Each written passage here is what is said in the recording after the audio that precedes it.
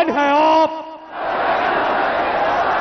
पाकिस्तान के कप्तान हैं आप, पाकिस्तान की पहचान है आप, पाकिस्तान के खान हैं आप, वज़ीर आज़म इमरान खान हैं आप।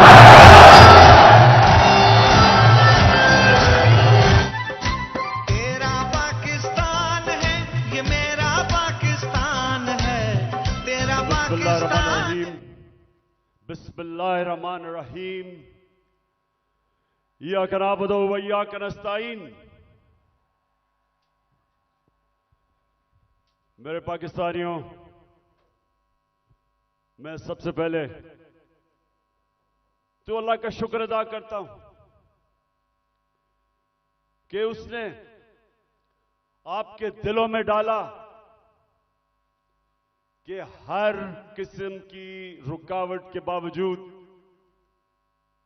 आप इतनी तादाद में आज मीनार पाकिस्तान यहां आए और मुझे सुनने आए। और इंशाअल्लाह आज जो मैं आपसे बातें करूंगा, मैं आपको यह बताऊंगा कि हमने अपने मुल्क को किस तरह इस दलदल से निकालना है, जिस दलदल में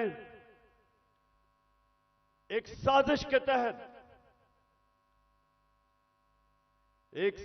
के तहत हमारी हुकूमत गिराई गई और इस मुल्क के बड़े बड़े जुराइम पेशा लोगों को हमारे ऊपर मुसल्लत किया गया। तो मैं आज आपको अपना प्रोग्राम दूंगा, लेकिन उससे पहले मेरे पाकिस्तानियों, एक चीज तो वाज़ेह हो गई, जो भी आज पावर में बैठे हैं उनको आज एक पैगाम जाना चाहिए कि लोगों का जुनून रुकावटों से नहीं रुक सकता, कंटेनर्स नहीं रोक सकते।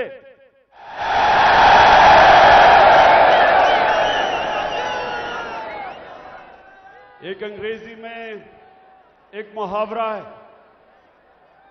कि no force, no army can stop an idea whose time has come. कि जब अल्लाह लोगों के दिलों में एक सोच डाल देता है तो कोई दुनिया की ताकत उसको रोक नहीं सकती। आप कंटेनर्स रखें, 2000 हमारे कारकुनों को आपने छापे मार के जेलों में डाल दिया, ये जलसा फेल करने के लिए। खौफ और हिरासा फैलाया हुआ, सारे रास्ते में कंटेनर्स रख दिए। लेकिन जब अल्लाह लोगों के दिलों में एक सोच डाल देता है, कोई कंटेनर, कोई पुलिस, कोई रेंजर, कोई नहीं रोक सकता उनको। और ये कौम, मैं अल्लाह का खास शुक्र इसलिए भी अदा करता हूं कि मैं अल्लाह से दुआ करता था कि अल्लाह, मैं बाहर की दुनिया में इतना टाइम गुजारा, वो जिंदा कौमें मैंने देखी थी, मैंने लोगों को जुल्म के सामने खड़े होते देखा है, नाइंसाफी के सामने। मैंने बाहर के लोगों को अमर बिल मारूफ पे चलते देखा है, बुराई के खिलाफ खड़े हुए हैं, अच्छाई के साथ खड़े हुए हैं। लेकिन मैं अपनी कौम में ये नहीं देखता था। मैं अपनी कौम को, अफसोस से मुझे कहना पड़ता है कि हर किस्म का जुल्म बर्दाश्त करते देखा। और जब एक कौम जुल्म के सामने नहीं खड़ी होती, मेरे पाकिस्तानियों, वो गुलाम बन जाते हैं। और गुलामों की कोई हैसियत नहीं दुनिया में। मौलाना रूमी ने जिस तरह कहा कि जब मेरे अल्लाह ने तुम्हें पर दिए हैं, क्यों चूंटियों की तरह रेंग रहे हो? क्योंकि गुलाम रेंगते हैं, आजाद इंसान ऊपर जाते हैं। इल्लामा इकबाल, शायद ही मुसलमान दुनिया में इस तरह का ज़हन आया हो। उनकी शायरी, उनका फलसफा, गौर से उसको अगर आप पढ़ेंगे तो एक बार बार पैगाम वो देते हैं। हिंदुस्तान के गुलामी के अंदर पिसे हुए मुसलमानों को जगा रहे थे। उनको, मुसलमानों को याद करा रहे थे कि एक वक्त तुमने दुनिया की इमामत की थी और आज तुम्हारी कोई हैसियत नहीं है। जगा रहे थे उनको। सारा वक्त मुसलमानों को समझा रहे थे कि सिर्फ आजाद इंसानों की हैसियत होती है। तो पाकिस्तानियों, हम जो 23 मार्च बनाते हैं, हम 14 अगस्त बनाते हैं, लेकिन क्या हमें समझ है कि आजादी के लिए क्यों दुनिया तरसती है? क्यों आजादी? कई गुलाम भी बड़े खुशहाल होते हैं। कई मुल्कों के ऊपर दूसरे मुल्कों ने कब्जा किया तो वहां इतनी गुर्बत भी नहीं हुई, वो मुल्क कई बेहतर भी चल पड़े। हांगकांग, एक मैं मिसाल देता हूं, हांगकांग गुलामी के अंदर उनके माशी हालात तो अच्छे थे, लेकिन पाकिस्तानियों सुन लो, जब से अल्लाह ने दुनिया बनाई है, हमेशा इंसान आजादी चाहता है। वो क्यों चाहता है? क्योंकि सिर्फ आजाद इंसानों की परवाज है। कभी आज तक सुना है कि किसी गुलाम इंसान ने, गुलाम ज़हनियत के इंसान ने, या किसी मुल्क जो गुलाम हो, कभी सुना है कि उसने कोई बड़ा काम किया हो? कभी सुना है कि दुनिया में उनकी कोई हैसियत हो? गुलाम अच्छे गुलाम रहते हैं। गुलामों की जिंदगी में जिल्लत है। अगर इंसान, जिसको अल्लाह ने अशरफुल मखलूकात बनाया, सबसे अजीम मखलूक, तो अगर उसको अपने मुकाम की समझ नहीं है तो वो तो जानवर भी दुनिया में आते हैं, खाते पीते हैं, बच्चे पैदा करते हैं और मर जाते हैं। इंसान तो वो है जो अपना मुकाम समझता है।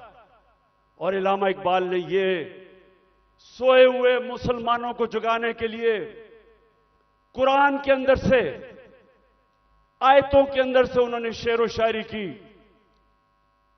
बताया मुसलमानों को कि तुम्हारा मुकाम है, कि तुम एक अजीम कौम थे, क्यों ऊपर गए और आज क्यों नीचे हो? तो पाकिस्तानियों, मैं जो आज आपसे खास, पहले तो अपना प्रोग्राम देने से पहले बात क्या करना चाहता हूं। देखें, हमारा जो कलमा है, ला इलाहा इल्लल्लाह, वो याद रखें। आप अल्लाह के सामने दावा कर रहे हैं कि मौला, तेरे सिवा हम किसी के सामने नहीं झुकते। ये बड़ा दावा है। आप अपनी आजादी का दावा कर रहे हैं। आप अल्लाह के सामने एक बहुत बड़ा वादा कर रहे हैं, गवाही दे रहे हैं कि मौला, मैं मर जाऊंगा लेकिन किसी की गुलामी सिवाय तेरे नहीं करूंगा। यह है ला इलाहा इल्लल्लाह का मतलब। और जब मेरी नजर में, मैं कोई इस्लाम का आलिम नहीं हूं, लेकिन मेरी नजर में जब एक इंसान किसी और इंसान के सामने झुकता है, जब किसी बुत की पूजा करता है, और मेरी नजर में सबसे बड़ा बुत खौफ का बुत है। जब वो खौफ की गुलामी करता है, वो इंसान जो कुरान में कहते हैं, अल्लाह कहता है कि जब इंसान गिरता है जानवरों से भी नीचे चला जाता है। तो मेरे पाकिस्तानियों, यहां 23 मार्च 1940, 23 मार्च 1940 मेरे सबसे पाकिस्तान के अजीम लीडर कायदे आजम, उन्होंने एक बहुत बड़े ख्वाब पाकिस्तान की रेजोल्यूशन पास की थी। मेरे वालिद इकरामुल्लाह खान न्याजी इसी मिंटो पार्क में वो सुन रहे थे, और वो भी इस ख्वाब की कि जी पाकिस्तान बनेगा। हालांकि तब कोई नहीं समझता था कि हमारा पाकिस्तान बनेगा। कायदे आजम जब पाकिस्तान में, जब अभी पाकिस्तान नहीं बना था, जब कराची में पाकिस्तान बनने से 3 हफ्ते पहले जब वो कराची आते हैं, तो अपने असिस्टेंट एडमिरल एहसन को कहते हैं, ये एडमिरल एहसन अपनी डायरीज में लिखते हैं, वो कहते हैं कायदे आजम कहते कि मैं नहीं समझता था मेरी जिंदगी में पाकिस्तान बनेगा। बड़ा मुश्किल था ये मुल्क बनना, बड़ा ख्वाब था। तो आज हम अपने आप से पूछें कि क्या इस पाकिस्तान के लिए ये कुर्बानियां दी थी लाखों लोगों ने? हम जब बड़े हो रहे थे तो नहर के ऊपर जिधर हम रहते थे, वहां मेरी वालदा बताती थी कि जब पार्टीशन हुई तो जो कत्लेआम हुई बॉर्डर के ऊपर, कहती वहां औरतें आई हुई होती थी, 10-15 औरतें इकट्ठी, आदमी कितने सारे आदमी कत्ल हो गए। सारा कोई कहानी थी कि जी मेरी बेटी उठा के ले गए, बच्चे मार दिए। यानी ऐसी दर्दनाक कहानियां थी कि किस खून की कुर्बानी से यह मुल्क बना था। और वो सब आते थे कि जी एक ख्वाब लेके आए थे पाकिस्तान का। तो हमें आज मेरे पाकिस्तानियों पूछना चाहिए अपने से कि किधर हम गलत गए, क्या वजह है कि वो एक अजीम मुल्क नहीं बन सका। तो मैं आज आपको सबसे पहली बात ये बताता हूं, इसलिए नहीं बना कि हम कभी आजाद ही नहीं हुए। अंग्रेज तो चला गया, लेकिन जो हमारे मुल्क के ऊपर मुसल्लत हो गए लोग, उन्होंने तो कभी आजाद नहीं किया पाकिस्तान को। और आजादी होती क्या है? एक तो होती है कि हिंदुस्तान से अंग्रेज चला गया, हम आजाद हो गए, पाकिस्तान बन गया। लेकिन दूसरी आजादी, और ये मैं आज आपको पहले बात करूंगा और फिर अपना प्रोग्राम दूंगा, दूसरी आजादी क्या है, जो असल आजादी है। असल आजादी आपको इंसाफ देता है। एक कौम को असल आजादी तब मिलती है जिस कौम में कानून की हुक्मरानी होती है, जिधर इंसाफ होता है। और इंसाफ का क्या मतलब? कि जिधर ताकतवर और कमजोर कानून के सामने एक बराबर, जिधर कानून कमजोर आदमी को ताकतवर से तहफ्फुज देता है। जब एक माशरे के अंदर एक मुल्क का कानून एक कमजोर को ताकतवर से तहफ्फुज देता है, वो इंसानों को आजाद कर देता है। और वो ये आजाद इंसान मुल्क को उठा देते हैं। तो जो आजादी हमें रूल ऑफ लॉ से मिलनी चाहिए थी, कानून की हुक्मरानी से जो आजादी मिलनी चाहिए थी, वो नहीं मिली। क्यों नहीं मिली? पहले मार्शल लॉ लग गया। मार्शल लॉ का मतलब यह कि आपका आइन खत्म हो गया। जो ताकतवर है वो फैसला करेगा कि कौन सा कानून पे वो चलेगा और कौन से पे नहीं चलेगा। तो मार्शल लॉ लग गया।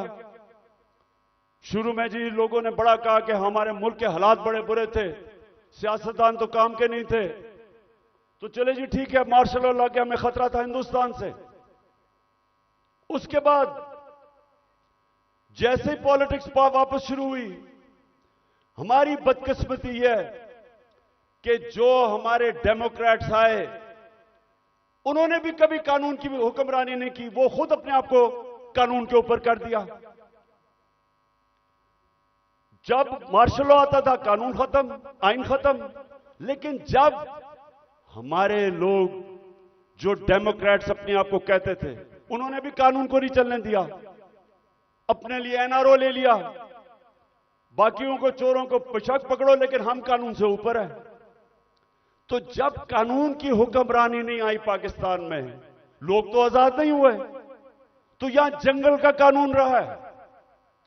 जो ताकतवर है वो जो मर्जी कमजोर के खिलाफ करे, वो कमजोर बेचारा बेबस है, क्योंकि मुल्क का कानून उसकी हिफाजत ही नहीं करता, और इसलिए लोग गुलाम रहते हैं।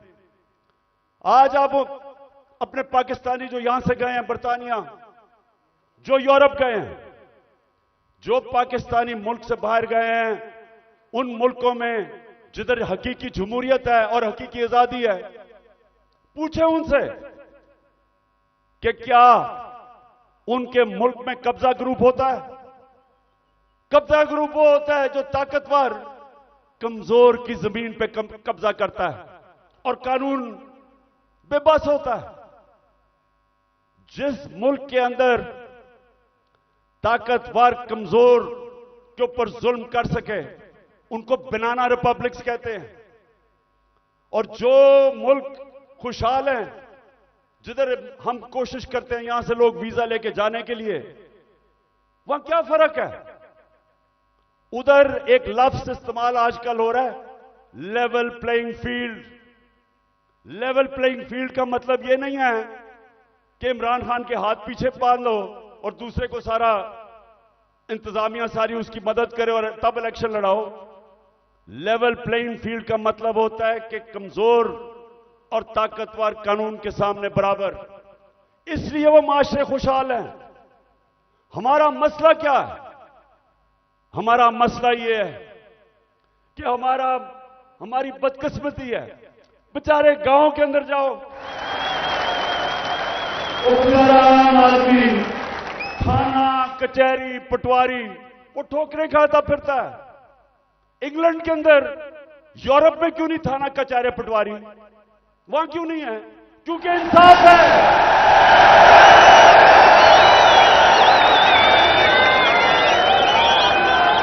उधर का निजाम आजाद मुल्क है, वो लोगों को आजाद किया हुआ है, इसलिए वो खुशहाल हैं।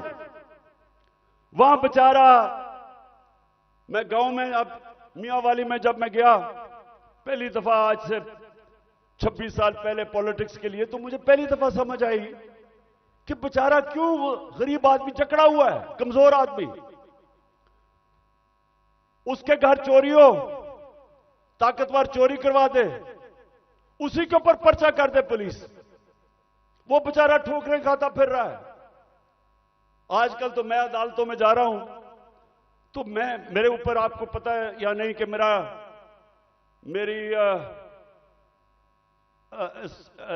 क्या करूं, सेंचुरी तो हो गई है मेरी, अब मैं 150 पे जा रहा हूं। एक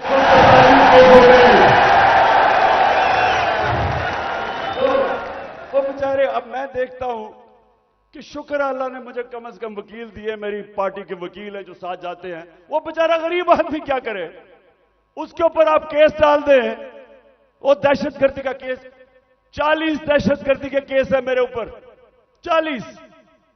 तो सोचे वो बेचारा गरीब आदमी, उसका मुखालिफ हो, उसकी जमीन पे कब्जा करना हो, कुछ भी हो, उसके ऊपर केस डाल दे, वो सारी जिंदगी बेचारा तबाह हो जाता है। ये है गुलामी। सिंध में जाएं, जो सिंध के अंदर जुल्म है आप अंदाजा ही नहीं कर सकते। जो वहां के इस वक्त मुसल्लत हैं, जिसको जरदारी सिस्टम कहते हैं, कोई लोग उनके सामने बेबस हैं, मजाल नहीं है कुछ कर सके। पुलिस थाने जाएंगे वहां डरते हैं, गुंडे पाले हुए हैं जो उनको पैसे ले लें, कुछ कर दें, डराएं धमकाएं, कोई आदमी आवाज अपनी नहीं उठा सकता जुल्म के खिलाफ। गुलाम है, कैसे कौम उठ सकती है? तो जो आज मैंने आपसे ये जो बात कर रहा हूं आजादी की, क्योंकि असल में हमारी जंग है हकीकी आजादी की, और हकीकी आजादी तब आएगी जब मुल्क में रूल ऑफ लॉ और इंसाफ होगा, जब इंसाफ होगा, लोगों के हुकूक होंगे। जब लोगों के हुकूक होंगे, जब एक मुल्क का अदालती निजाम लोगों की हकूक की हिफाजत करेगा, आपको कोई लंदन या इंग्लैंड जाना नौकरियों के लिए पड़ेगा, कोई यूरोप नहीं जाना पड़ेगा नौकरियों के लिए। अल्लाह ने इस मुल्क को हर चीज दी है, हमें कोई जरूरत नहीं है कि वीजों के पीछे लाइनों में खड़े हों फिर पैसे दें। बेचारे वो पाकिस्तानी, मैं तो खैर सब पे भी दिल रोता है, लेकिन जो पाकिस्तानी, कितने लोग हमारे डूबे हैं कि रात में वो छोटी सी किश्तियों के अंदर किसी तरह यूरोप में घुसते घुसते हमारी बेचारी हॉकी प्लेयर वो जा रही थी कि किसी तरह वो यूरोप चली जाए, वो बेचारी डूब गई और लोगों के साथ। क्यों है? इसलिए नहीं कि पाकिस्तान में वसाइल की कमी है। मैं 3.5 साल जब प्राइम मिनिस्टर रहा हूं, मुझे खुद हैरत होगी कि अल्लाह ने इस मुल्क को क्या क्या नेमतें बख्शी हैं। लेकिन जब कानून ही नहीं है, जब इंसाफ ही नहीं है, जब जिसकी लाठी जिसकी भैंस, जब तक जो मर्जी करे, वो मुल्क कैसे उठ सकता है? कौन सी आप इकोनॉमिक पॉलिसी लेके आएंगे उस मुल्क में जिधर इंसाफ ही नहीं है, जिधर कॉन्ट्रैक्ट एनफोर्समेंट नहीं है, जिधर रूल ऑफ लॉ नहीं है? आप जो मर्जी कर लें, उस मुल्क की किस्मत तो तबाही है। इसीलिए हजरत अली ने फरमाया था कि कुफर का निजाम चल जाएगा लेकिन जुल्म का निजाम नहीं चल सकता। जब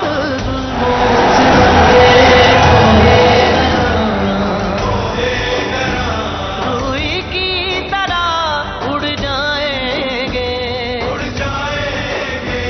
हम महकूमों के पांव तले, ये धरती धड़ धड़ धड़केगी और अहले हुक्म के सहरुख पे जब बिजली कड़कड़ कड़केगी हम देखेंगे। अच्छा मेरे पाकिस्तानियों, मैं एक तारीख का तालिब इल्म हूं। मैंने शुरू में जैसे मैं प्राइम मिनिस्टर बना, मैंने अपनी कौम को समझाने की कोशिश की कि मेरा जो अल्लाह है,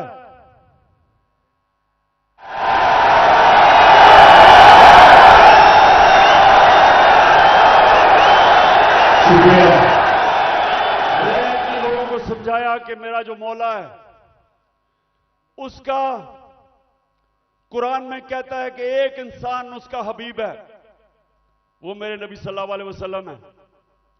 और वो कुरान में हमें हुक्म करता है अल्लाह कि उनकी जिंदगी से सीखो। क्यों करता है? क्योंकि दुनिया की तारीख में कभी कोई इंसान को इतनी कामयाबी नहीं मिली, दुनिया की तारीख में कोई इतना बड़ा लीडर नहीं आया जो मेरे नबी सल्लल्लाहु अलैहि वसल्लम, उनके करीब कोई नहीं आया और ना आ सकता है, चाहे आप मुसलमान हैं या नहीं। किसी इंसान ने वो अचीव नहीं किया। तो जब अल्लाह का हुक्म है कि उनकी जिंदगी से सीखो, तो उनकी जिंदगी एक तो उनके अमाल है, लेकिन मदीना की रियासत उनकी सुन्नत है। और अल्लाह जब हमें हुक्म देता है कि वो जो रियासत बनाई थी मदीना की दुनिया की इमामत की उन लोगों ने वो क्या चीज थी, वो क्या असूलों के ऊपर वो खड़ा किया था मदीना की रियासत, कि वो अरब जिनकी कोई हैसियत नहीं थी। ये जरा जो आप में से तारीख जानते हैं जरा ये याद रखें, मैं बार बार लोगों को समझाता हूं कि 625 जंगे बदर, 625 जंगे बदर 313 लड़ने वाले थे। ये जरा गौर करें, ये तारीख का हिस्सा है। ये जो वर्ल्ड हिस्ट्री है उसके अंदर ये डॉक्यूमेंटेड है। 636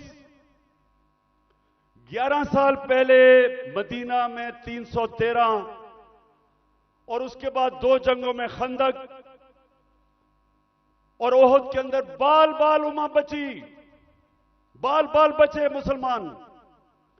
लेकिन 636 जो वो उस वक्त की दुनिया की सुपर पावर थी, रोमन एम्पायर, बेजेंटाइन एम्पायर, वो 636 में यारमुक की जंग में घुटने टेक देता है, सिर्फ 11 साल के बाद।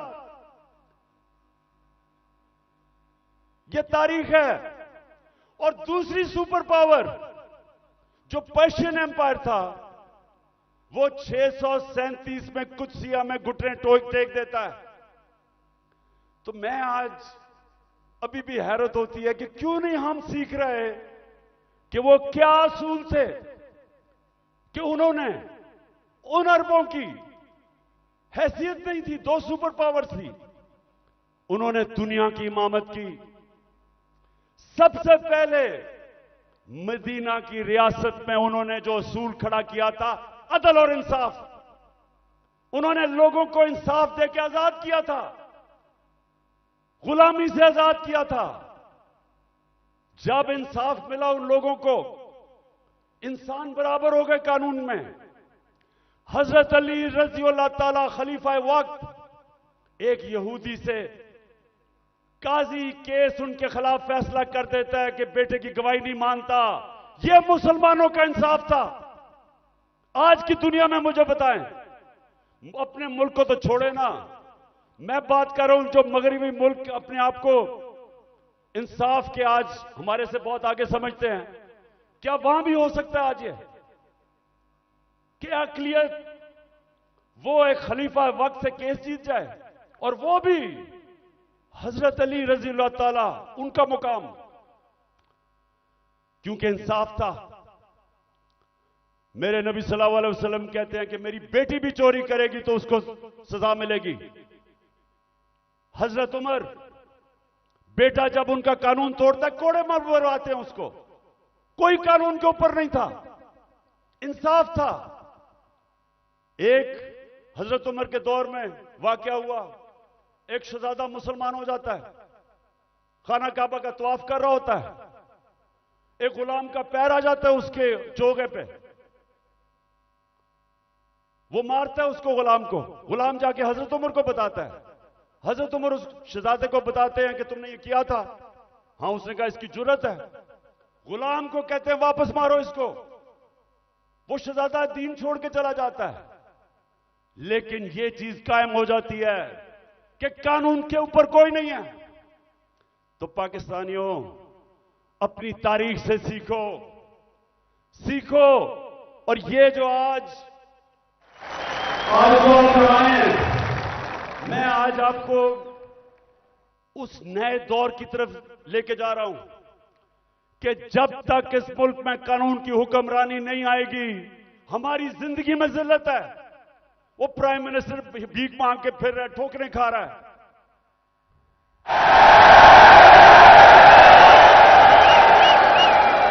अब तो खैर जनरल बाजवा का बयान आ गया है कि 40 मिनट में इसको बुरा भला कहता था, चुप करके शहबाज शरीफ मेरी बात सुनता था।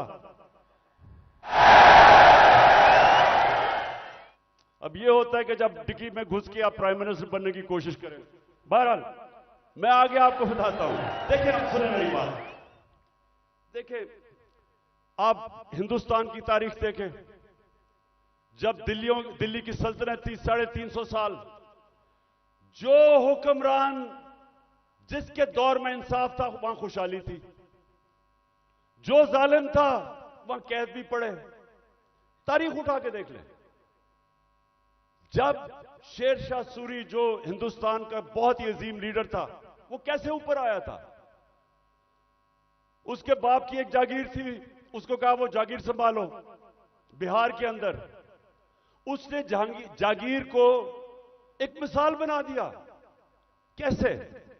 कानून की हुक्मरानी कायम करके सारे बड़े बड़े डाकुओं को उसने मार दार के भगा दिया, अमन कायम कर दिया। सारे इर्द गिर्द से जो ताजर थे वो सारे उधर पहुंच गए, वो खुशहाल हो गया। सबसे ज्यादा खुशहाल उसकी जागीर हो गई, उधर से वो उठा। तो जब विंस्टन चर्चिल जब दूसरी जंग अजीम में तबाह हो रहा था ब्रिटानिया, तो उससे जब लोगों ने आके पूछा कि जी हम बच जाएंगे, हिटलर की फौजें पहुंच गई हैं, यूरोप फतह कर लिया है, या बमबारी हो रही है, क्या हम बच जाएंगे? तो चर्चिल ने कहा कि क्या हमारी अदालतें इंसाफ दे रही हैं? जब उन्होंने कहा हां, तो कहता कोई ताकत नहीं हमें हरा सकती। तो मेरे पाकिस्तानियों ये याद रखें कि जो जुल्म का निजाम है, ये आप फैसला करना कि आपने उसका मुकाबला करना है। तो मैं अब आपको बताना चाहता हूं कि ये जो जुल्म का निजाम मौजूदा पाकिस्तान में वो है क्या। जरा अब मैं थोड़ी एक दो वीडियोस आपको दिखाऊंगा ताकि आपको पता चले कि यहां किस किस्म का जंगल का कानून है आज, या जंगल का कानून है, या कोई किसी को परवाह नहीं है कि कानून मुल्क का है या क्या है। जो दिल करा जिसको पकड़ा उठा लिया। 2000 हमारे कारकुनों को उठा लिया इन्होंने, रातों को गए, घरों से उठा लिया। वो बेचारी डॉक्टर रुबीना अपनी क्लिनिक में बैठी थी, उसको उठा के ले गए। वो मैं भी आपको बाद में आता हूं, पहले मैं जरा आपको बताना चाहता हूं कि ये हुआ क्या हमारे साथ। पहली दफा 25 मई में हमने एक मार्च की इस्लामाबाद। 3 मार्चेस पीडीएम के लोगों ने मेरी दौर में की थी। एक एफआईआर नहीं कटी, कोई रुकावट नहीं थी। बल्कि तो मैंने कहा था आप मार्च करें, मैं आपके लिए खाने खूने का बंदोबस्त करूंगा।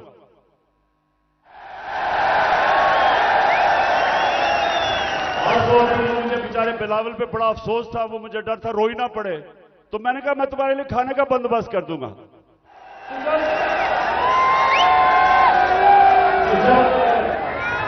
जब 25 मई को हमने मार्च की, लोगों के घरों में घुस के 3-3 बजे पुलिस ने लोगों को उठाया, पकड़ के ले गए लोगों को। वो हमने जो कभी तसव्वुर नहीं किया पाकिस्तान में होगा। वहां जाके इन्होंने जो शेलिंग की, जो इन्होंने लोगों से जुल्म किया, औरतें बच्चे, वो सारी हमारे पास डॉक्यूमेंटेड है। फिर अब इस साल आ जाए 8 मार्च को हमने परमिशन लेके अपनी इलेक्शन की रैली शुरू की, जमान पार्क से शुरू करनी थी। जरा ये अब गौर से सुने हुआ क्या। पुलिस हमें परमिशन देती है, सुप्रीम कोर्ट के हुक्म के ऊपर 30 अप्रैल को पंजाब का इलेक्शन अनाउंस होता है। हम अपने इलेक्शन की रैली का आगाज करते हैं। सुबह को एकदम मुझे खबरें आती हैं कि जनाब पुलिस टीयर गैस शेल लेके तैयारी करके वो सारी जगह उन्होंने नाके लगा दिए। हमें परमिशन मिली हुई थी, इलेक्शन अनाउंस हो गया है। उसके बाद खबरें आती हैं कि जी वो पुलिस ने जिधर जिधर रैलीज आ रही थी उनके ऊपर अटैक कर दिया, टीयर गैस कर दी, लाठीचार्ज कर दिया। मुझे समझना है कि ये हुआ क्या है। उसके बाद आहिस्ता आहिस्ता जब मुझे घर में खबरें आई, मैं समझ गया। इश्तियाल कर हमारे लोगों को उसमें डालना चाहते थे। मैंने रैली खत्म कर दी। मुझे डर था कि ये तसादम चाहते हैं, क्योंकि इलेक्शन नहीं चाहते। जो इलेक्शन चाहता है वो तसादम वो फसाद तो नहीं जाएगा। इलेक्शन जो नहीं चाहते, जो डरे हुए हैं, जो भाग रहे हैं, वो उनकी कोशिश थी कि किसी तरह फसाद हो और इलेक्शन आगे चले। मैं कैंसिल कर देता हूं, अगले दिन फिर अनाउंस करते हैं, फिर इजाजत नहीं देते, फिर कैंसिल कर देते हैं। लेकिन जो वो 8 मार्च को हुआ, मैं ये चाहता हूं कि जरा ये आप वीडियो देखें कि एक पुरअमन रैली जिसकी इजाजत है उससे हुआ क्या, ये जरा देखें पहले। इन्होंने कुछ मिलाया पर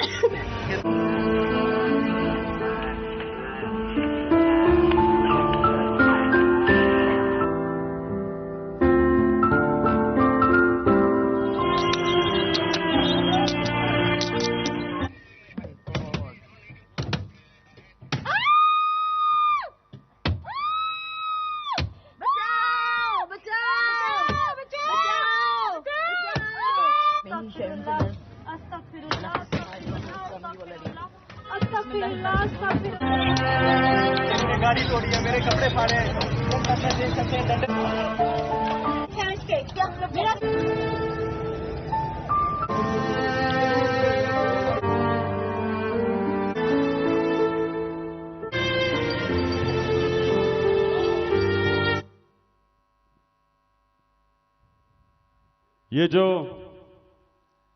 ये जो आपने देखा, ये आराम से रैली में लोग जा रहे हैं और उनके ऊपर ये पुलिस का तशद्दुद होता है। लेकिन जो सबसे तकलीफदेह चीज है, मैं वो चाहता हूं आप देखें। एक मलंग, एक दरवेश, एक स्पेशल पर्सन, जिससे वो सारे मेरे घर के बाहर जो कैंप लगा हुआ था, सब जिससे प्यार करते थे, जिसके पास प्यार के अलावा था ही कुछ नहीं, उसको प्यार में लोग जिले शाह कहते थे। अब जरा एक वीडियो देखें जिले शाह की, ताकि आपको समझ आए कि वो किस तरह का इंसान था। और मैं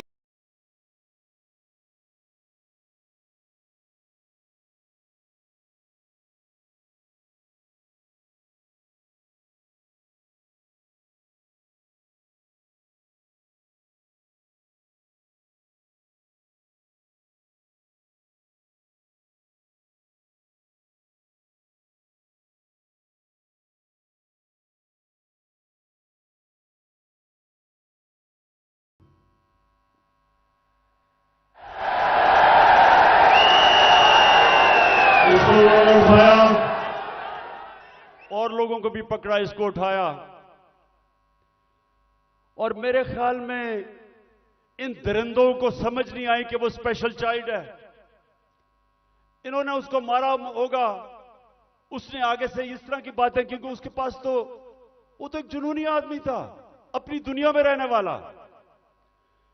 इन्होंने उसके ऊपर तशद्दुद किया। पोस्टमार्टम रिपोर्ट के मुताबिक 26 जगह इन्होंने उसको तशद्दुद किया और उसको मारा। उसके जो जख्म थे वो सारे सोशल मीडिया पे थे। और जिले शाह को इन्होंने मार के सड़क के किनारे फेंक दिया। और ये बेगैरतों ने सिर्फ ये नहीं किया, उसका कत्ल का केस मेरे पे डाल दिया कि इमरान खान ने कत्ल कर दिया। और ये मैं पाकिस्तानियों को बताऊं, किसी आजाद मुल्क में ये नहीं हो सकता। ये सिर्फ गुलाम मुल्कों में होता है, जिधर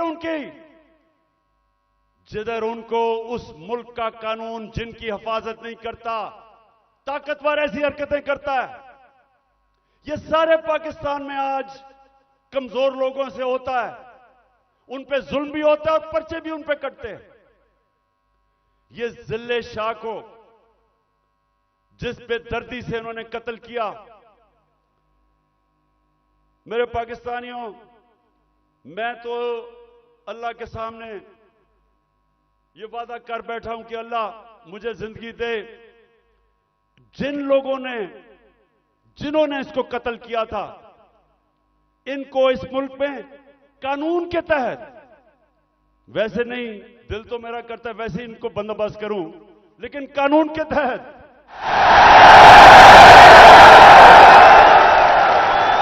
इससे ज्यादा लोग नहीं हो सकते। ये इंसान नहीं है, ये दरिंदे भी नहीं हैं। ये कैसा, ये इनके जो ज़हन है, ये बीमार लोग हैं। और इन्होंने उसके बाद मेरे पे कत्ल का केस किया। उसके बाद 3 दिन के बाद इनको अकल आई, फिर कहते एक्सीडेंट में मर गया। उसके बाद क्या हुआ आप जरा आगे सुने। उस दिन यह हुआ 14 मार्च मेरे घर एक वारंट लेके आ गया।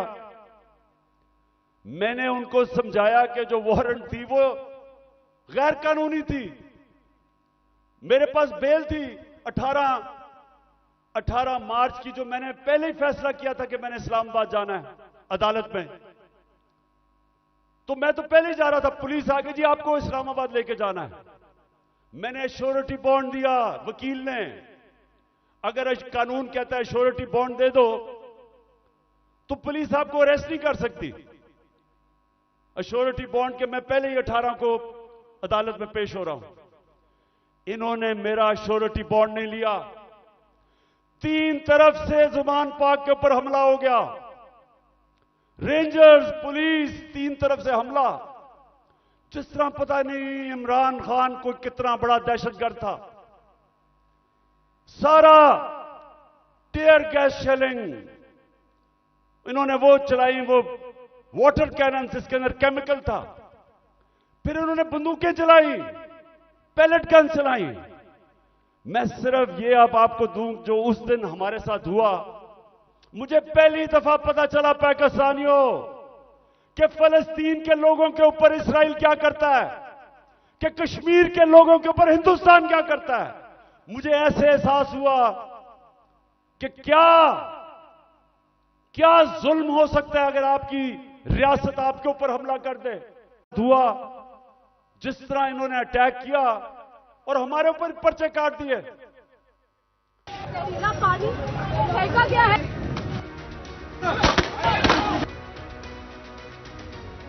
गाड़ी में गया भाई। ये शेल है जो फायरिंग करती है उन्होंने सीधी। 2 घंटे से लड़ रहे हैं उनके साथ। इन लोगों ने मुझे जो ना पकड़ के मुझे जो ना इतना मारे। गोली हम पे चल रही थी, ये देखो जी। ये वो जगह है जहाँ पे पुलिस ने जो बुलेट फायर किए हैं वो लगे हैं। सीधे चल मारे उन्होंने।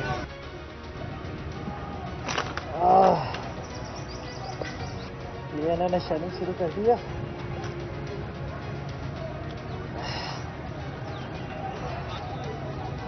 और ये अंदर आग लग गई है। ये बचे। आज अगर आप फ्रांस में देखें, वह लोग मुजाहरे कर रहे हैं पेंशन्स के ऊपर। कभी आपने टीवी के ऊपर देखा वो चीजें भी जला रहे हैं, वो गाड़ियां भी जला रहे हैं। कभी आपने देखा कि पुलिस उनके ऊपर फायरिंग कर रही है या रेंजर्स? कभी आपने देखा कि उनके लोगों को अगवा करके लेके जा रहे हैं गैर, और फिर तशद्दुद कर रहे हैं उनके ऊपर? कभी फ्रांस के अंदर यह नहीं होगा, क्योंकि वो लोग आजाद हैं। उनके कानून उनकी हिफाजत करता है, उनको इजाजत देता है कि पुरअमन एहतजाज करो। और हम तो एहतजाज भी नहीं कर रहे थे। लोग क्यों मेरे घर के बाहर आए? क्योंकि लोगों को पता था कि ये मुझे अरेस्ट जो करने आए हैं वो गैर कानूनी है। और लोगों को यह भी पता था कि ये जेलों में डाल के तशद्दुद करते हैं। सारे लोगों को पता था कि जो आजम स्वाति से क्या किया, जेल में डाल के कपड़े उतारे, तशद्दुद किया एक 75 साल आदमी को। कोई शर्म नहीं इनको आई। क्या पाकिस्तान का आईन राइट टू डिग्निटी देता है? किसी को इजाजत नहीं देता कि किसी को नंगा करके उसको जलील करो, उसकी वीडियो बनाओ। उससे पहले शहबाज गिल, उसको उठा के ले गए, 2 दिन उसको पकड़ के उल्टा लटकाया, उसको नंगा किया, उसके ऊपर हर किस्म का तशद्दुद किया। फिर सोशल मीडिया के लड़कों को पकड़ के ले गए। कितने लड़कों को लेके गए, उनके ऊपर यही उन्होंने किया। पता नहीं इन बेगैरतों को नंगा करने का क्या शौक है?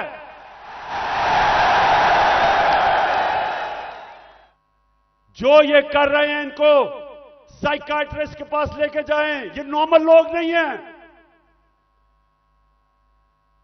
ये ज़हनी मरीज हैं। बच्चों को जाकर नंगा करके उनकी तस्वीरें उनको डरा धमका देते हैं। और लोगों को सब जो मेरे घर के बाहर क्यों लोग आए? लोग इसलिए आए कि लोगों को पता ये बदनीयत लोग हैं। ये जो फैसले कर रहे हैं कि उसको पकड़ के लेके जाओ, जब पता था कि मेरी बेल है और गैर कानूनी चीज पे कोई केस मेरे ऊपर नहीं है, हर दूसरे दिन कोई नया केस आ जाता है। क्या कौम 50 साल से मुझे जानती है? क्या कौम मानेगी कि इमरान खान दहशतगर्द है? 40 दहशतगर्दी के केस है, कत्ल का केस है, दीन मजहब का केस है, तौहीन मजहब का, गद्दारी का केस है। जो लोग इस मुल्क से पैसा लूट के बाहर गए वो तो फैसले कर रहे हैं आज। जिन लोगों ने फौज के खिलाफ वो मेमो गेट के अंदर जरदारी ने जो अमेरिकनों को कहा कि हमारी फौज से बचा लो, वो आज फैसले कर रहा है मुल्क के। उधर नवाज शरीफ जिसने डॉन लीग्स के अंदर जो उसने अपनी फौज की शिकायतें कर रहे हैं हिंदुस्तान को, वो आज फैसले कर रहा है। और इमरान खान जिसका जीना मरना पाकिस्तान में है, जिसकी ना कोई बार प्रॉपर्टी ना दौलत, सब कुछ बेच के आज अपने मुल्क में ले आया है, उसको गद्दार बना दिया है।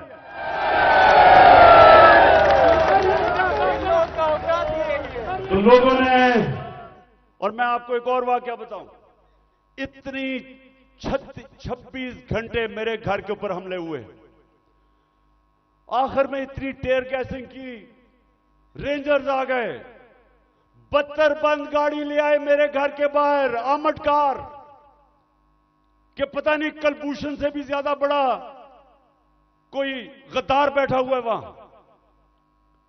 तो आखिर में लड़के थक गए, वो सारे डरे हुए थे कि इनकी नीयत ही नहीं ठीक। पहले इन्हीं लोगों ने तो पहले मुझे कत्ल करने की कोशिश की है, अब यही लोग अब मुझे जेल में लेके जाएंगे, सब डरे हुए थे। तो मैंने जब सुबह आखिर में इन्होंने एक इतनी बड़ी वारदात की जो आर्मर्ड कार के साथ आ गए, तो मैंने उनको सबको कहा, 50 लड़के रह गए थे, मैंने उनका देखो बात सुनो, मैं यहां खून नहीं चाहता। तो मैं अपना बैग पैक किया हुआ था, मैं क्या मैं जा रहा हूं, मैं अपने आप को हिरासत में देने लगा हूं क्योंकि मैं नहीं चाहता आपका किसी का खून हो। वो सामने लेट गए, उन्होंने कहा हमने नहीं जाने देना कि ये आपको मार देंगे।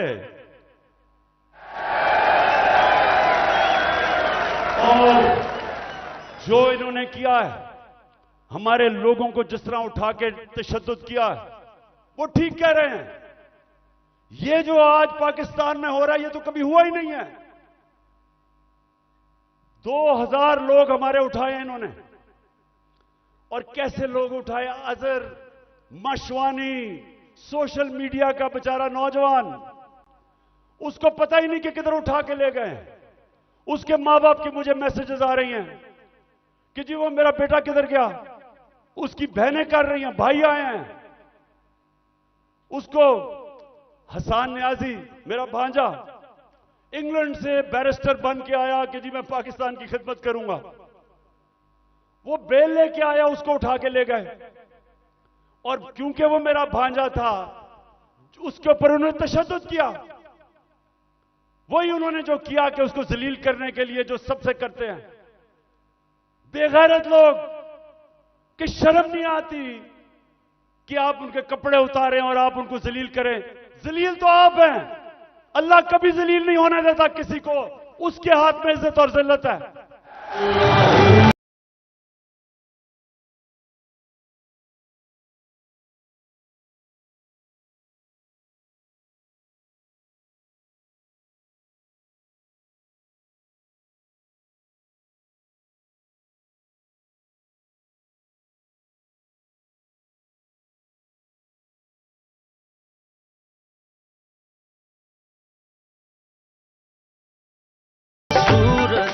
इसके अलावा सहाफियों जो इमरान खान की कवरेज देता है, पहले इन्होंने वो अशरफ शरीफ, मैं तो उसको सलाम करता हूं कि पाकिस्तान की तारीख में इस पाए का जर्नलिस्ट, इन्वेस्टिगेटिव जर्नलिस्ट आया ही नहीं कभी। वो आदमी जिसकी कोई कीमत नहीं थी, जमीर की कीमत नहीं थी, खौफ को काबू पा चुका था। धमकियों के बावजूद वो खड़ा था राय हक पे, मुल्क से बाहर गया, कत्ल करवा दिया। साबर शाकर मुल्क से बाहर है, डॉक्टर पीरजादा वो मुल्क से बाहर है। जो आदमी इमरान खान की कोई पॉजिटिव चीज उसके पीछे पड़ जाते हैं। बोल चैनल उसके सरबराह को पकड़ के जेल में डाला, तशद्दुद किया। ARY के ऊपर पूरा जोर लगाया हुआ कि इमरान खान को ना दिखाओ। सिर्फ जो इनके बिके हुए पालतू चैनल्स, उनको सारा वो चले, जो प्रोपेगेंडा इमरान खान, वो ठीक है, लेकिन जो थोड़ी पब्लिसिटी देते, जो सहाफी, सोशल मीडिया, उनके पीछे पड़ जाते हैं। कब पाकिस्तान में इस तरह की सख्ती थी? और कोशिश किसी तरह कर रहे हैं कि लोगों के ऊपर इतना खौफ तारी हो जाए, लोग इतना डर जाएं कि लोग इन जालिमों को कबूल कर लें। तो मेरा आज अपनी सारी कौम को पैगाम है ये कि देखें, ये जो खौफ है, मैं जो नजर देख रहा हूं अपने मुल्क में, उन्होंने आज भी कहा कि जी दहशतगर्दी होगी, सिक्योरिटी, मैं देख रहा हूं इतनी ख्वातीन आई हुई है, उसके बावजूद क्योंकि खौफ के ऊपर काबू पा लिया है, कौम आजाद हो रही है। और ये कौम जिस तरफ अब निकल गई है, कोई लोग जो ऊपर समझता है कि इनको गुलाम बना सकता है, उसको गलतफहमी में नहीं रहना चाहिए। ये अब वो कौम, और इंशाल्लाह उस रास्ते पर निकल गई है जो एक बड़ा अजीम ख्वाब पाकिस्तान का था। पाकिस्तान का अजीम ख्वाब सिर्फ आजाद पाकिस्तानी बना सकते हैं, गुलाम नहीं बना सकते।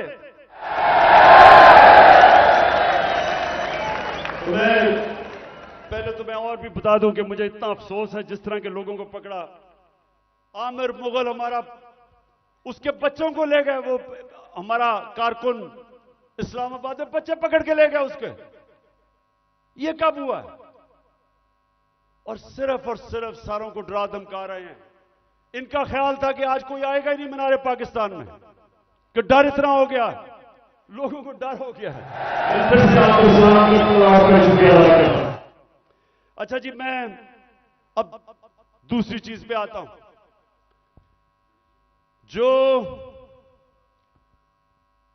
जो इन्होंने, अच्छा मुझे जब बुलाया इस्लामाबाद, अच्छा उससे पहले मैं बताऊं कि मैं जब इस्लामाबाद जाना था 18 तारीख को, इन सबको पता था कि मैं पहले अदालत में गया था। उससे पहले 17 की शाम को अदालत ने मुझे कहा था कि अब कोई पंजाब पुलिस आपके घर कुछ नहीं करेगी। उन्होंने कहा कि सर्च वारंट अगर उन्होंने लेना है तो एक एसपी का नाम लिया और एक हमारा उस वक्त शिबली फराज थे, उन दोनों के होते हुए वो मेरे घर में आके देखेंगे। उन्होंने कहा जी कोई पता नहीं, कोई असला है वहां। मैं जाता हूं इस्लामाबाद, जब इस्लामाबाद के टोल प्लाजा पे पहुंचता हूं तो पता चलता है कि मेरे घर के ऊपर दरवाजा तोड़ के कोई 50 पुलिस वाले घुस जाते हैं। अकेली बेचारी बुशरा बेगम घर पे, अकेली 3-4 मुलाजिम के साथ, और वो घर पे घुसते हैं, सारे घर के ऊपर छतों पे घर को जो चीज आती है लूट लेते हैं। और वो जो बेचारे 5-6 मुलाजिम थे उनको जिस बेदर्दी से मारते, मैं सिर्फ चाहता हूं कि एक दफा देखें कि ये इन्होंने एक आदमी छोड़ें कि इमरान एक्स प्राइम मिनिस्टर या लोग जानते हैं, किसी भी बाइज्जत किसी भी घर में अगर पता हो कि खामद घर नहीं है, बीवी एक दीनदार खातून पर्दादार, सोचें कि उसके घर में कभी ये आज तक पाकिस्तान में हुआ है?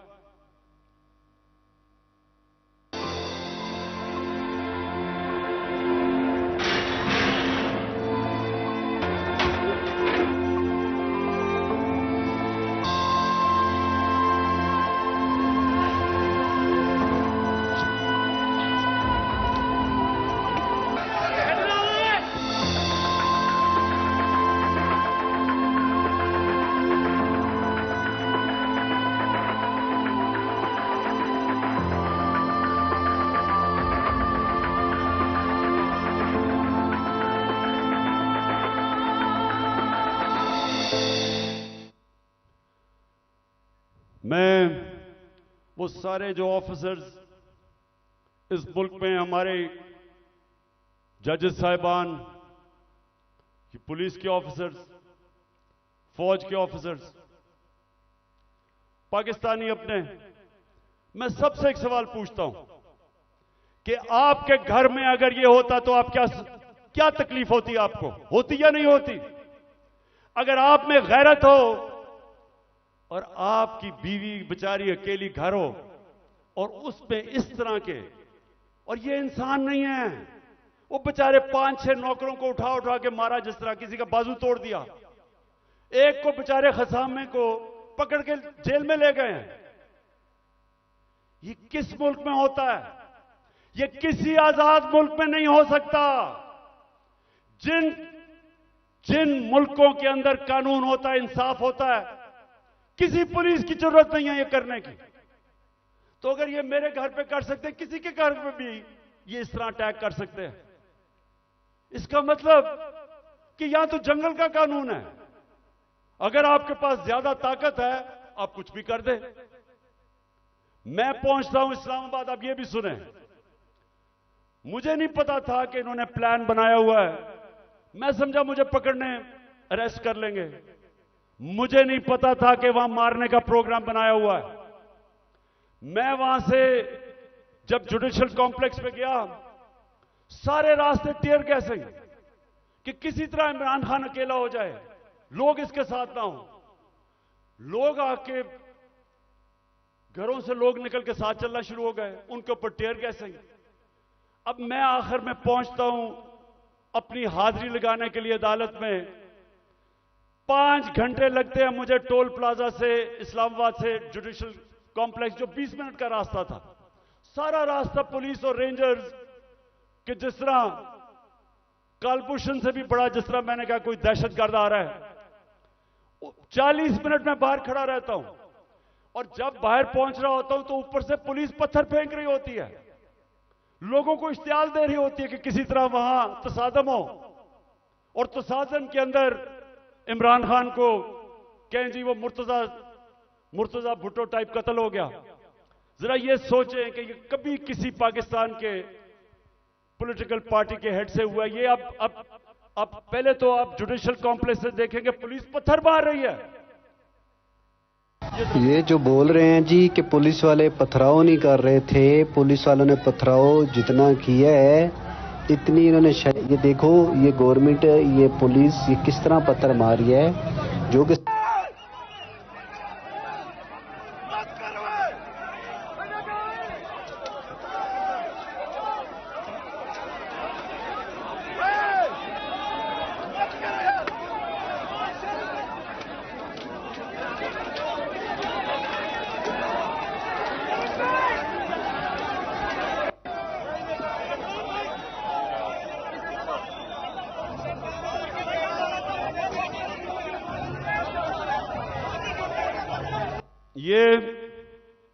अब ये पहले पथराव कर रहे हैं, नीचे लोगों को इन्होंने इश्तियाल में डाला, और फिर मैं जब गाड़ी दरवाजा खोलता हूं तो सामने, आपके सामने, वो गाड़ी के सामने पुलिस देखे और वो मारना शुरू कर देती है।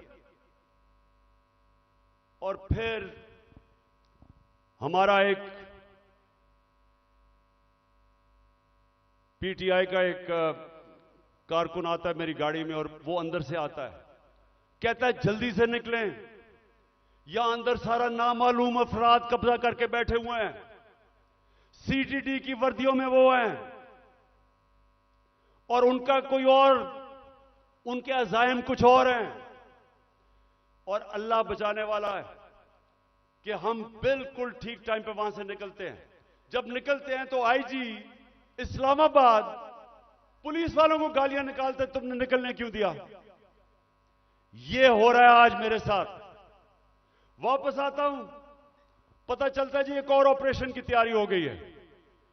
1000 रेंजर तैयार बैठे हुए हैं, क्योंकि पुलिस अब झिझक रही है ज़मान पाक पे अटैक करने के लिए, तो 1000 रेंजर तैयार किए हुए हैं ज़मान पाक को फतह करने के लिए। तो वो मुझे पता चलता है, मैं टीवी पे आके लोगों को बताता हूं प्लान क्या है। प्लान तो मुझे अंदर से पता चलता है। जिस तरह जब मुझे कत्ल करने लगे थे तो मैंने 1.5 महीना पहले सारी कौम को बताया था कि इन्हें दीनी इंतहा पसंद के नाम पे वारदात करनी है, और वही हुआ। तो फिर मुझे तो अंदर से इंफॉर्मेशन थी कि इन्होंने क्या करना था। तो बहरहाल अब मैं आगे चलता हूं। जो 30 अप्रैल का इलेक्शन उन्होंने डिले किया, ये कौम जरा गौर से सुन लो। अब ये जो मुल्क में अब जंगल का कानून आ रहा है और तकरीबन आ गया, ये जो इन्होंने किया है कि जब आइन कहता है कि 90 दिन में इलेक्शन होगा, जब पाकिस्तान का सुप्रीम कोर्ट कहता है कि 30 अप्रैल को पंजाब का इलेक्शन है, तो किस मुंह से इलेक्शन कमीशन ने कहा कि जी अक्टूबर में इलेक्शन होगा। हमारे पास जी कहते पैसे नहीं है। तो मुझे यह इलेक्शन कमीशन मुझे यह बताए कि मुल्क का तो तुमने वैसी तवालियां निकलता जा रहा है, तो अक्टूबर में किधर से पैसे आएंगे। तो इसका मतलब तो इलेक्शन होंगे नहीं। कभी इस तरह का सुना है किसी महज़ब माशरे में कि आइन कह रहा है कि इलेक्शन होंगे और यह कहते पैसे नहीं है जी इसलिए इलेक्शन नहीं।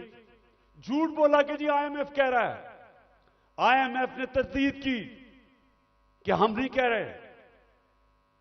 तो कोशिश क्या है इनकी, इलेक्शन से भागो। अगर आइन तोड़ना पड़ता तो तोड़ो, किसी तरह इमरान खान इलेक्शन के में जीत के इक्तदार में ना आ जाए, बस ये 1 पॉइंट एजेंडा है। उसके लिए हम अदालत में जा चुके हैं और मैं आज सारे पाकिस्तान की लीगल कम्युनिटी को यहां से अपील कर रहा हूं कि ये वो वक्त आ गया है कि आज आपने स्टैंड ना लिया, अगर आज आप आइन के साथ ना खड़े हुए, तो उसके बाद मुल्क में कानून खत्म। जो ताकतवर चाहेगा वही कानून होगा। जब वो फैसला करेगा कि इलेक्शन है तो तभी इलेक्शन होगा। तो पाकिस्तानियों, हमने सबने पाकिस्तान के सुप्रीम कोर्ट के साथ खड़ा होना है। हमने पाकिस्तान के आइन के साथ खड़े होना है। हमने सारे हाथ खड़ा करके बताएं कि आप खड़े होंगे पाकिस्तान की आइन के साथ, सुप्रीम कोर्ट के साथ।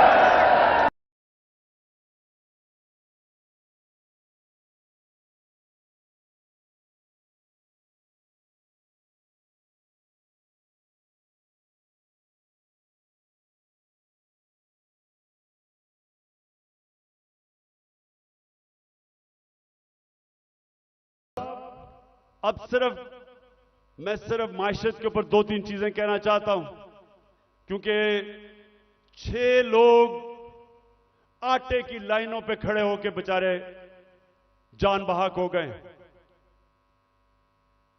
मैं सबसे पहले सवाल पूछता हूं कि अगर आपने आटा बांटना है तो क्या यह तरीका है कि इस तरह लोगों को जलील खड़ा करके जिल्लत देके कभी इस तरह भी आटा बांटा जाता है? हमने अपने एहसास प्रोग्राम में 14,000 रुपया जो स्टाइपेंड दिया था गरीब लोगों को, स्कूलों के अंदर बुलाया, मुहज़्ज़ब तरीके से बिठाया, उनको आराम से इज्जत से पैसे दिए, इस तरह जलील नहीं किया।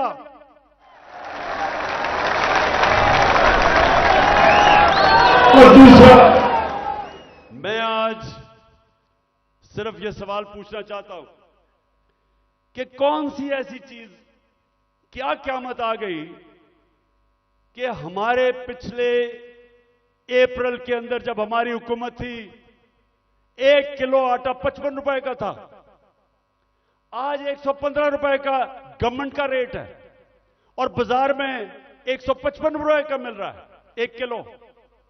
क्या हुआ? कौन सी क़यामत आ गई कि 3 गुना ज्यादा आटा बढ़ गया?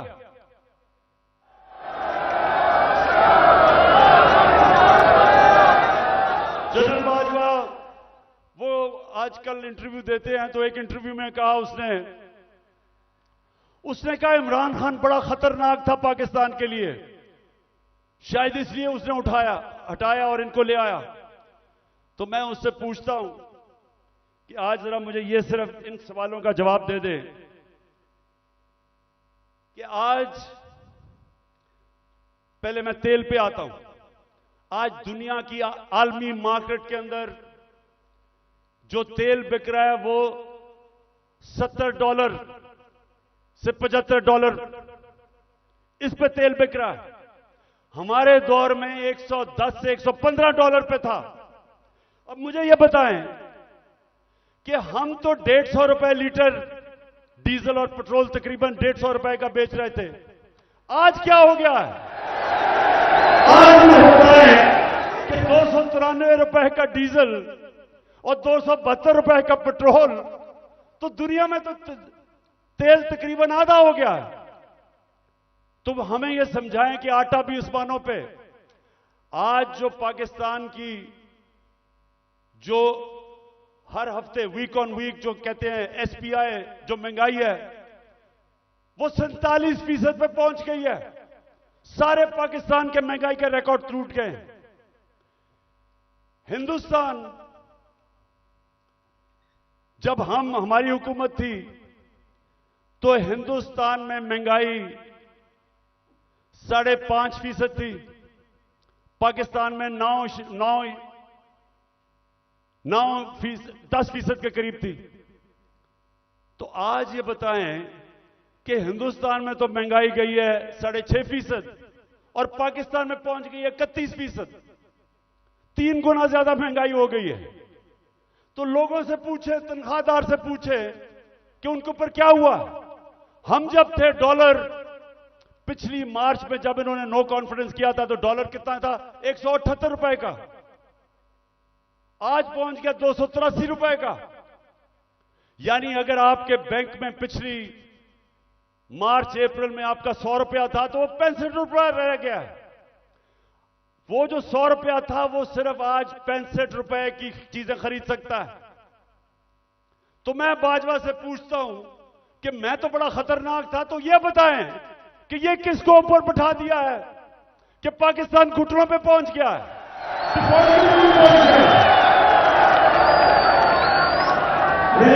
आपको आज से 10 महीने पहले मैंने एक स्टेटमेंट दी थी, समी इब्राहिम के साथ वो इंटरव्यू था। तो ये जरा छोटा सा क्लिप ये देख ले। ये आज से 10 महीने पहले था। तो इन्होंने असेंबली में कहा कि इमरान खान को गद्दार डिक्लेयर कर दो। मेरे ऊपर इन्होंने पार्लियामेंट में कहा कि रेजोल्यूशन पास करो गद्दारी की। उधर क्लिप सुन ले 10 महीने पहले यह क्या था। मैं आपको सीक्वेंस बता देता हूं ना। ये जब से आए हैं, रुपया गिर रहा है, स्टॉक मार्केट, चीजें महंगी, डिफॉल्ट की तरफ जा रहा है पाकिस्तान। अगर हम डिफॉल्ट कर जाते हैं इसका मतलब पाकिस्तान बैंकरप्सी की तरफ जाता है। सबसे बड़ा इदारा कौन सा है जो हिट होगा? पाकिस्तानी फौज। जब फौज हिट होगी तो जो उसके बाद हमारे से कंसेशन क्या ली जाएगी? जो यूक्रेन से उन्होंने ली थी डीन्यूक्लियराइज करने की। सबसे बड़ा तो मसला उनको, हमारी वाहिद मुसलमान मुल्क है जिसके पास न्यूक्लियर डिटरेंट है। जब वो चला गया फिर क्या होगा? मैं आपको आज कहता हूं पाकिस्तान के 3 हिस्से होंगे, जो कि आप आम इनके थिंक टैंक्स, हिंदुस्तान के थिंक टैंक्स में देख लें। बाहर जो सारे बलूचिस्तान को अलहदा करने के प्लान हैं, इनके प्लान बने हुए हैं। तो इस वक्त अगर सही फैसले नहीं किए जाएंगे मुल्क खुदकुशी करने पे जा रहा है। मैं इसलिए जोर लगा रहा हूं। 10 महीने पहले यह कहा था, आज खुद इनका डिफेंस मिनिस्टर कह रहा है कि हमारा दिवालिया निकल गया है। इसहाक डार सेनेट के अंदर कहता है कि हमें आईएमएफ कह रही है कि जो हमारा लॉन्ग रेंज मिसाइल प्रोग्राम है उसको रोको। आईएमएफ ने कहा हमने नहीं कहा। तो मेरे पाकिस्तानियों आज गौर से सुन लें, जब एक कौम माशी तौर पे जब वो गिरती है तो जैसे ही वो गिरती है उसकी नेशनल सिक्योरिटी मुतासिर होती है। जब सोवियत यूनियन दुनिया की दूसरी बड़ी ताकत, सबसे बड़ी फौज, लेकिन जब माशी तौर पे वो गिरा तो वो टूट गया। हम भी आज उधर खड़े हैं। अगर हमने अभी जो मैं ये अब अगली बात आपसे करना चाहता हूं कि अगर मैं अपनी एस्टैब्लिशमेंट इस सारे पाकिस्तानियों को बताना चाहता हूं कि अगर अभी हमने इस मुल्क को ना संभाला, ये सबके हाथ से निकल जाएगा। मैं आज अभी आपको अपना प्रोग्राम देने लगा हूं 10 पॉइंट का कि मैं आगे कैसे हमने मुल्क को निकालना है। तो मैं उससे पहले मैं आज पाकिस्तान की एस्टैब्लिशमेंट से सवाल पूछता हूं कि मुझे यह बताएं कि यह तो वाज़ेह है आपने फैसला किया हुआ है कि इमरान खान के ऊपर लकीर डाली हुई है, हमने जी इमरान खान को जीतने नहीं देना। ये सारा ड्रामा, सब कुछ, इलेक्शन डिले, ये सारा जो मेरे घर के ऊपर वारदात, लोगों को पकड़ा जा रहा है, मकसद एक है कि इमरान खान को हमने इक्तदार में नहीं आने देना। तो मैं आपसे पूछता हूं कि अगर चले ना आने दें, लेकिन अपना बताएं कि आपके पास कोई प्रोग्राम है? क्या आपके पास कोई प्रोग्राम है मुल्क को इस तबाही से निकालने का? क्या कोई रोड मैप है? मैं चैलेंज करता हूं कि ये जो ऊपर लोग बैठे हुए हैं, इनका इनके पास कोई अहलियत है, ना इनके पास नियत है। इन लोगों के तो सारे पैसे बाहर पड़े हैं। ये तो पाकिस्तान से जब मसला आता है ये बाहर भाग जाते हैं। तो इनके पास, अगर आप कोई समझते हैं कि ये मुल्क को संभाल सकेंगे जिस तेजी से हम नीचे जा रहे हैं, तो ये तो नहीं होने लगा। तो क्या आपके पास अगर और कोई प्रोग्राम है तो बताएं। अगर आप मुझे आज ये कह दें कि हमारे पास ये प्रोग्राम है, इससे मुल्क उठ जाएगा और इसलिए इमरान खान आपको नहीं आना चाहिए, मैं कहूंगा ठीक है, मैं अपने मुल्क के लिए पॉलिटिक्स कर रहा हूं, मुझे कोई क्या दे सकता है कोई, तो मैं ठीक है, लेकिन मुझे बताएं कि क्या प्रोग्राम है, क्योंकि मुझे पता है किसी के पास कोई प्रोग्राम नहीं है। प्रोग्राम अब ये मैं आपको बताने लगा हूं क्या है पाकिस्तान को। जिधर आज पाकिस्तान पहुंच गया, कोई आसान रास्ता नहीं है इसको इस मुश्किल से निकालने का। अब सारे मुश्किल फैसले हैं, लेकिन मुश्किल फैसले वो कर सकता है जिसके पास पब्लिक मैंडेट हो, जो इलेक्शन से पब्लिक की वोट के जरिए आया हो, जिसको पब्लिक जिस पे एतमाद करे, वो बड़े बड़े फैसले करेगा। वो इस मुल्क को जब तक एक वो जमात जो गवर्नमेंट में आएगी पब्लिक के मैंडेट से, पब्लिक की वोट से, वो पहला कदम होगा, क्योंकि जब एक 5 साल के लिए हुकूमत आएगी तो लोगों को, बिजनेस कम्युनिटी को एतमाद होगा कि पॉलिटिकल स्टेबिलिटी आ गई है। उसके बाद अगला स्टेप होगा। और मैं आज आपको बताऊं कि हमारा मसला क्या है। हमारा 2 मसले हैं। हम जितने भी पैसे टैक्स से इकट्ठे करते हैं वो काफी नहीं है, हमारे खर्चे बहुत ज्यादा हैं, हमें कर्जों के ऊपर किस्तें देनी पड़ती हैं, वो बढ़ती जा रही हैं। तो हमारे पास इतना पैसा नहीं है और हम शुरू ही करते हैं, हम शुरू ही होते हैं खसारे से और हमें कर्जे पे मुल्क चलाना पड़ता है। ये पहला मसला है। दूसरा मसला है कि जो डॉलर्स मुल्क में आते हैं उससे बहुत ज्यादा डॉलर्स मुल्क से बाहर जाते हैं। हमारे पास डॉलर की कमी है, जिसको करंट अकाउंट डेफिसिट कहते हैं। हमने कभी माजी में कोशिश ही नहीं की अपनी एक्सपोर्ट्स बढ़ाने की। जो भी मुल्क तरक्की किया है, ईस्ट एशिया, चाइना, सब ने अपनी एक्सपोर्ट्स बढ़ाई हैं। एक्सपोर्ट्स बढ़ाती है तो डॉलर आते हैं। हमने कभी कोशिश ही नहीं की।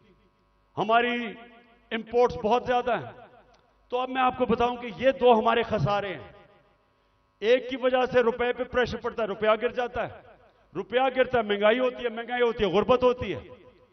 और दूसरी वजह से कि हम सारा वक्त, क्योंकि हम टैक्स ही कितना नहीं इकट्ठा करते, सारा वक्त हमें मसला पड़ा रहता है।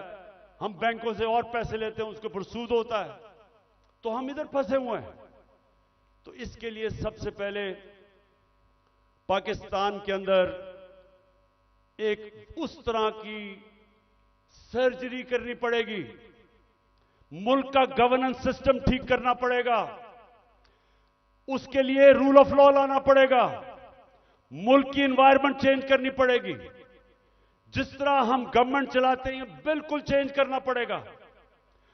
और जो हमने डॉलर मंगवाने हैं मुल्क के, जरा गौर से सुने, मैं आखिर में पहुंच रहा हूं। डॉलर कैसे आएंगे? एक्सपोर्ट्स बढ़ाने में तो टाइम लगेगा। एक तरीका है डॉलर लाने का, ये जरा गौर से सुन लें। और आज बैरूनी मुल्क पाकिस्तानी भी सुन रहे होंगे, मैं उनको भी बताना चाहता हूं कि देखिए, मैं बड़ी देर से एक ही बात कहता हूं कि सबसे बड़ा असासा पाकिस्तान का बैरूनी मुल्क पाकिस्तानी है।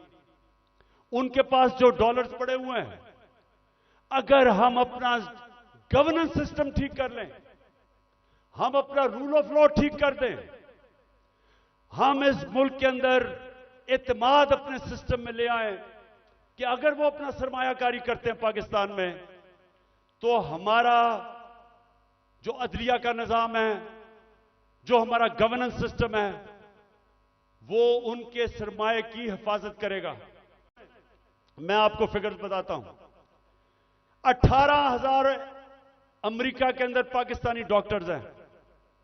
फिर से सुन लें, पाकिस्तानी अमेरिकन डॉक्टर्स अमेरिका में 18,000 हैं। आपको पता है कि उनकी टोटल वेल्थ कितनी है? 18,000 पाकिस्तानियों की वर्थ कितनी है? 200 अरब डॉलर। 200 अरब डॉलर जो IMF के पास हम घुटनों के ऊपर हैं, हम 6 अरब डॉलर मांग रहे हैं। 200 अरब डॉलर 18,000 पाकिस्तानी अमेरिकन के हैं। हमारे जो 10 पाकिस्तानी अमेरिकन टॉप बिजनेसमैन हैं, सिर्फ 10, आपको पता है उनके पास उनकी वर्थ क्या है? 25 अरब डॉलर। 25 अरब डॉलर। तो 6 अरब डॉलर के पीछे हम आज IMF के पीछे हैं। आपको पता है कि इस मुल्क से सिर्फ दुबई में, यह ब्लूमबर्ग की रिपोर्ट है कि इस मुल्क से सिर्फ दुबई में चंद सालों में पाकिस्तानियों ने कितनी प्रॉपर्टी ली है? 10.4 अरब डॉलर। यह ब्लूमबर्ग की रिपोर्ट है। तो पाकिस्तानी अमीर हैं, मुल्क गरीब है। और इसके लिए हमने वो सिस्टम बनाना है। जब तक वो माहौल नहीं बनेगा, जिसको एनेबलिंग एनवायरनमेंट कहते हैं, हम इनका पैसा नहीं ला सकते। ये अभी तक सिर्फ प्रॉपर्टी में पैसा लेते हैं, प्लॉट्स लेते हैं, लेकिन जब तक वो सरमायाकारी पाकिस्तान में नहीं करेंगे, हम इसी तरह ही घुटनों के ऊपर रहेंगे। जिस वक्त हमने अपना सिस्टम ठीक कर लिया, उन्होंने सरमायाकारी शुरू कर दी पाकिस्तान में, आप यकीन करें कि वो उनको देखते हुए सारी दुनिया से सरमायाकारी आएगा। यहां जो चाइना कैसे ऊपर गया? चाइना ने सबसे पहले अपना सिस्टम ठीक किया। उसके बाद जो बैरून मुल्क चाइनीज थे वो वापस आए, उन्होंने सरमायाकारी की। जब उन्होंने की जब सरमायाकारी शुरू हुई तो वो इस तरह है कि जिस तरह शहद के ऊपर मक्खियां आती हैं, सारी दुनिया से सरमायाकार आ गया। 30 साल में चाइना किधर का किधर पहुंच गया, क्योंकि उधर लीडरशिप समझी कि जब तक हम अपने मुल्क का जो सरमायाकारी का माहौल है वो ठीक नहीं करेंगे तो सरमायाकारी नहीं आने लगी। तो पाकिस्तान में तो सरमायाकारी आती नहीं है, क्योंकि प्लॉट बेचारा ओवरसीज पाकिस्तानी लेता है, उसमें भी कब्जा हो जाता है। वो कौन फैक्ट्रियां लगाएगा यहां? तो ये मैं सबसे पहले कि हमने ओवरसीज का पाकिस्तानियों का पैसा लाना, एक प्लान बनाया हुआ है हमने, कैसे उनकी इन्वेस्टमेंट लेके आनी है। तो ये पूरा एक प्लान बनेगा कि कैसे गवर्नेंस सिस्टम ठीक करनी है। 3.5 साल में हमें पड़ी, शुरू में तो हमें समझ ही नहीं थे कि क्या हालात है। तो इंशाल्लाह एक तो वो पहले, फिर दूसरा हमने पाकिस्तान के अंदर लॉन्ग टर्म, अब मिडिल और लॉन्ग टर्म प्लानिंग, एक्सपोर्ट्स, एक पूरा मुल्क को लगाएंगे एक्सपोर्ट्स के ऊपर। एक्सपोर्टर्स को वीआईपी बनाएंगे। जो मुल्क में डॉलर चीजें बेच के डॉलर लेके आएगा उनके लिए सहूलतें देंगे। हमने दी थी और इसकी वजह से हमारी रिकॉर्ड एक्सपोर्ट्स थी जब हमारी गवर्नमेंट गिराई गई है।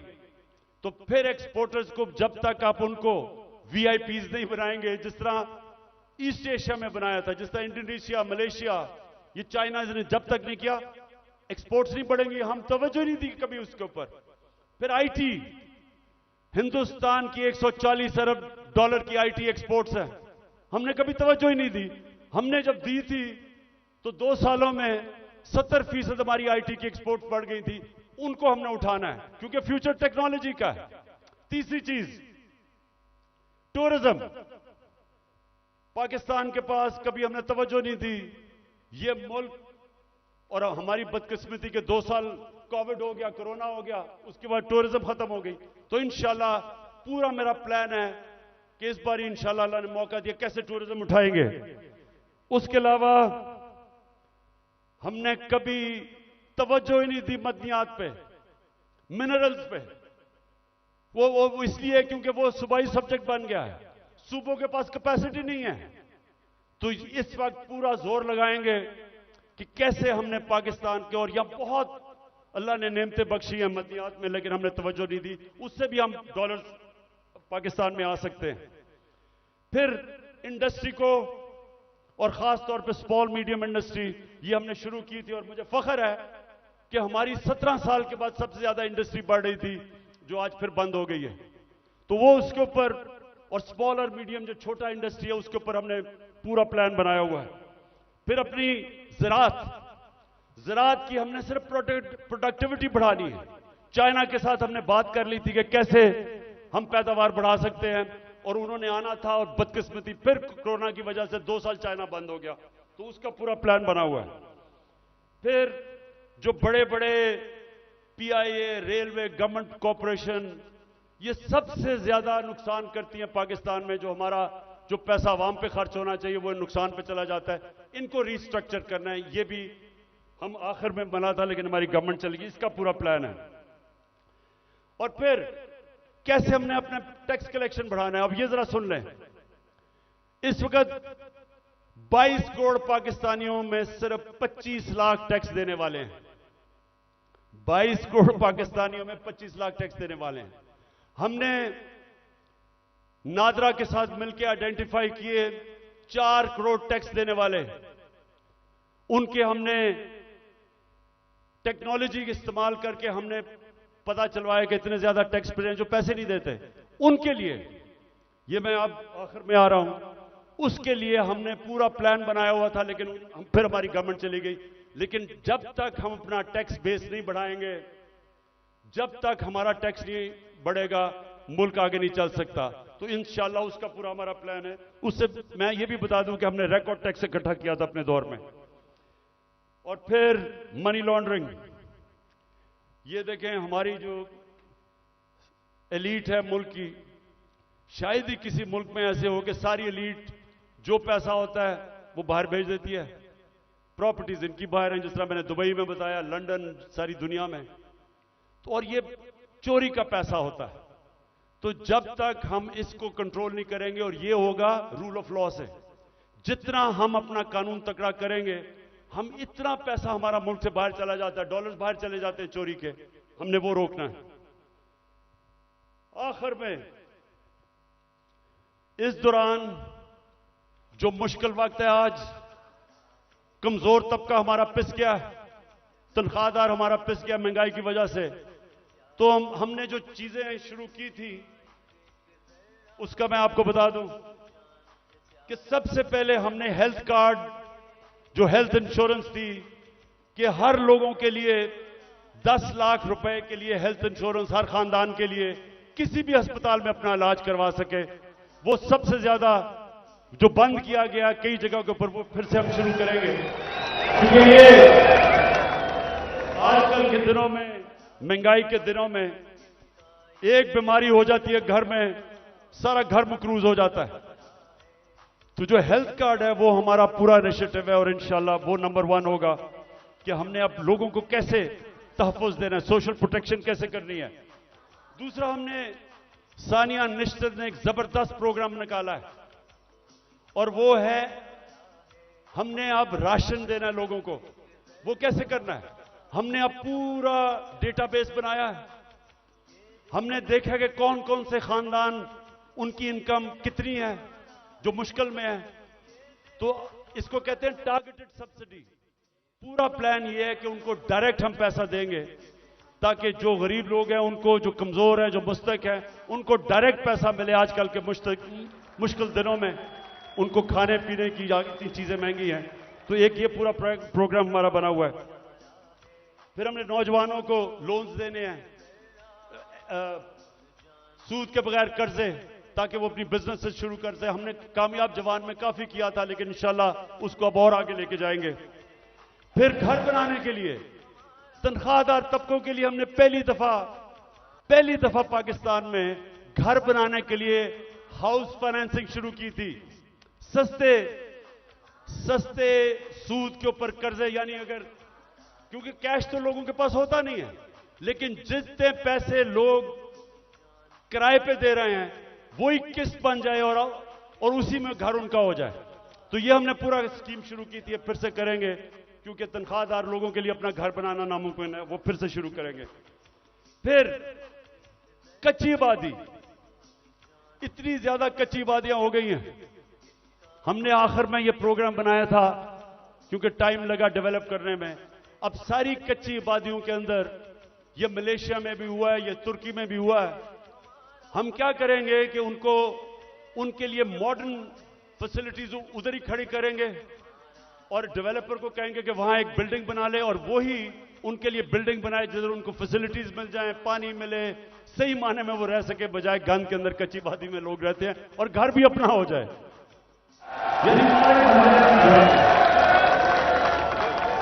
ये मेरा बड़ा देर से प्रोग्राम था, इस्लामाबाद में हम शुरू करने लगे थे, लेकिन देर हो गई। बाजवा साहब को इमरान खान बड़ा खतरनाक लग रहा था, इसलिए उसने काम कर दिया। हमने कैसे लोगों को रोजगार देना है? अगर ये फैसला आपके पास, वो रेहड़ी वालों के लिए जो हमने किया था, वो जरा दिखा दें लोगों को। हमने फैसला किया कि देखें, हम रोजगार तो दे नहीं सकते लोगों को, तो हमने लोगों के लिए रेहड़ियां बनाई। इस्लामाबाद में एक्सपेरिमेंट शुरू किया कि उनको बजाय लोग तंग करें, कोई उनको कॉर्पोरेशन वाले लोग उठा दें, कोई पैसे ले ले, जो छाबड़ियां लगाते हैं, तो हमने उनके लिए जबरदस्त रेहड़ियां बनाई, उनको एक जगह दी ताकि वो अपनी रोजी कमा सके। G11 मरकज के पास जा रहे हैं, रेडी बान यहाँ पर साफ प्रोग्राम के तहत।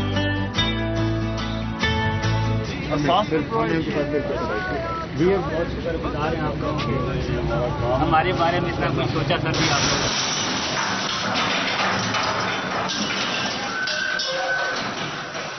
जुल्म कर रहे हैं गरीब बंदों के साथ, जुल्म। हमारी गवर्नमेंट गई, जैसे हमारी गवर्नमेंट गई, उनको हमने अच्छी बड़ी रेडियां बना के दी, वो बेचारे अपने रोजी कमाना शुरू हुए। ये इंपोर्टेड हुकूमत ने वो सारी रेडियां आपके सामने खत्म की। देखिए, न्यूयॉर्क आप जाएं, पता नहीं कितने आप में से लोग गए हैं, वहां हर जगह पे उन्होंने अपनी अपनी स्टॉल्स लगाए होते हैं सड़कों के ऊपर, और रोजगार कमा रहे होते हैं, उनको इजाजत होती है। हम क्यों नहीं करते? वो बेचारे पॉश एरियाज के अंदर, इस्लामाबाद के ब्लू एरिया में नहीं जी, वो खास कोई लोगों का इलाका है जिधर बेचारा आम आदमी रोजी नहीं कमा सकता।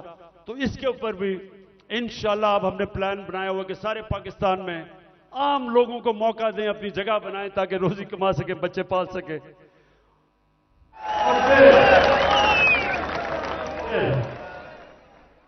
जो हमारे घर के मुलाजिम हैं, मेरे पाकिस्तानियों, मेरे नबी सल्लल्लाहु अलैहि वसल्लम ने जब गुलामी खत्म करने का शुरू किया तो उन्होंने क्या किया? उन्होंने कहा कि जो आपके घर में गुलाम हैं उनको इस तरह रखो कि जैसे वो आपके घर में आपकी फैमिली है, उनको वही खाना खिलाओ, उनको अच्छी तरह रखो। ये उन्होंने पहला कदम उठाया था कि उनको इंसान समझो, उनके भी हुकूक हैं। मैं जब बरतानिया गया तो उधर मैंने पहली दफा देखा कि जब किसी के भी घर में कोई काम करने आता है तो उसका कॉन्ट्रैक्ट होता है, कितनी देर काम करेगा, छुट्टी कब मिलेगी, तनख्वाह कितनी होगी, ये कॉन्ट्रैक्ट साइन होता है। मुझे अफसोस से कहना पड़ता है कि हम अपने मुल्क में अपने मुलाजमों को ठीक नहीं रखते और ये हमारे दीन के खिलाफ है। हमें बिल्कुल उस तरफ जाना चाहिए कि उनको हम कॉन्ट्रैक्ट्स दें, बताएं कि जितना पैसा मैं आपको दे सकता हूं उसके मुताबिक करें, उनको छुट्टी दें, उनके ऊपर पूरी कोशिश करें कि वो आपके जिस तरह फैमिली मेंबर है। ये हमारे दीन का हिस्सा है और मेरी पूरी कोशिश है कि हमारे जो मुलाजिम हैं घरों में काम करते हुए उनको आहिस्ता आहिस्ता हम राइट्स दें, उनका ध्यान रखें। वो भी इंसान है और वो क्योंकि कमजोर हैं उनको बुरी तरह हम रखते हैं।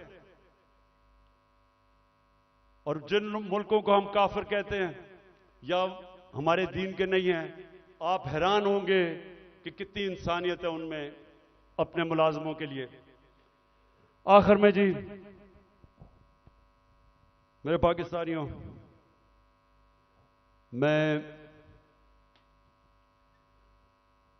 आज आपका खास तौर पर शुक्रिया अदा करना चाहता हूं कि इतनी रुकावटों के बावजूद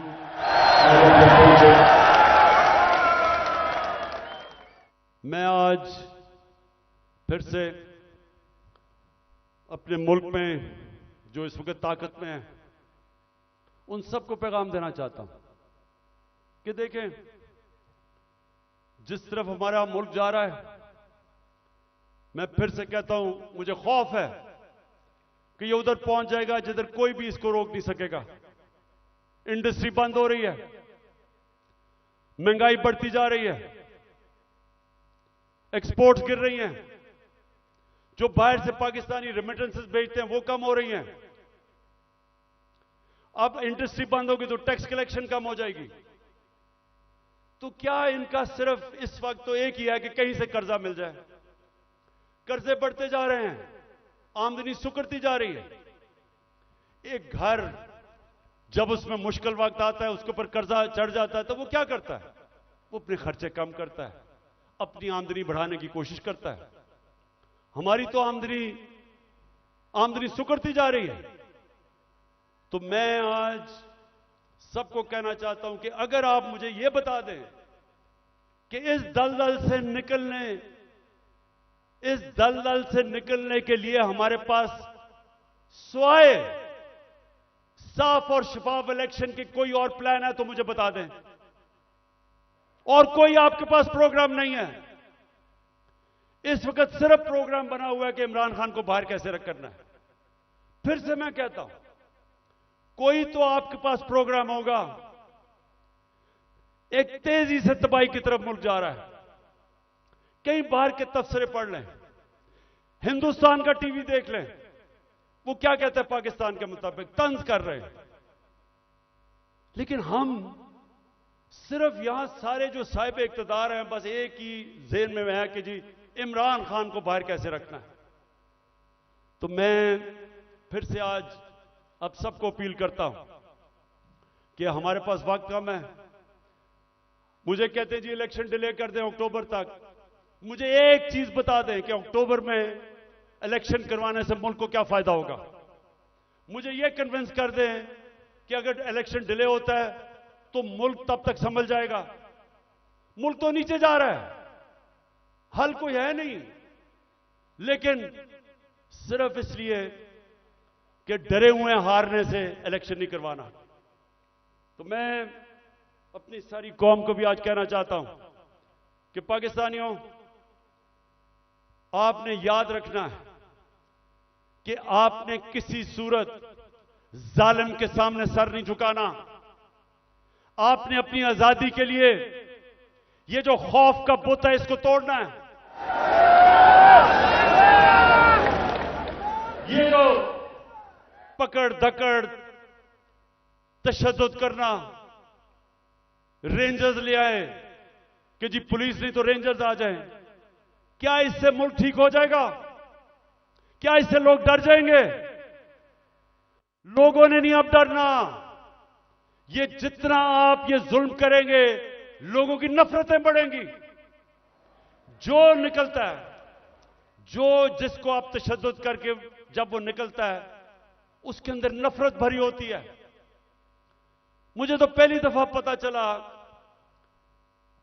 कि जब मुझे एक बलूचिस्तान में मिनिस्टर ने कहा, उसने कहा इमरान खान खुदा के वास्ते अपने लोगों को बताओ कि ये जो हमारे लोगों को पकड़ के तशद्दुद टॉर्चर करते हैं, वो जब वापस जाता है सारा का सारा गांव खिलाफ हो जाता है।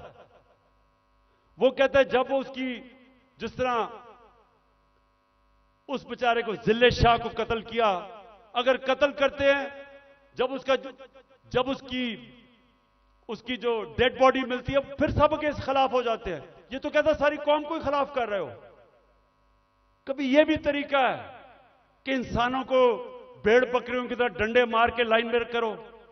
इंसान ऐसे नहीं होते। इंसान को समझाना पड़ता है, दिल और दिमाग की जंग होती है। ये डंडे से कोई आज तक नहीं ठीक हुआ। और ये जो खौफ फैलाया हुआ है कि जी हम ये कर देंगे, हम आपको ये मार देंगे, हमने ये कर दिया, हम फिर से हमला होने लगा है। देखें, आखिर में मैं आपको ये बात बता दूं, आज है 25 हो चुकी है। 25 मार्च को पाकिस्तान वर्ल्ड कप जीता था। मेरी जितनी सारी टीम थी, मेरी सारी टीम, और वो अभी सारे लोग क्रिकेट के ऊपर बातचीत करते हैं, कभी उनसे पूछें, सारी टीम दिल हार चुकी थी। सबका क्या था, हम इतना बुरा हमारा हालात थे, सबने कहा कि हम नहीं जीत सकते। अभी भी किसी टीम वालों से पूछ लें, एक आदमी था जो कहता था अभी हम जीतेंगे, और वो आपके सामने खड़ा है।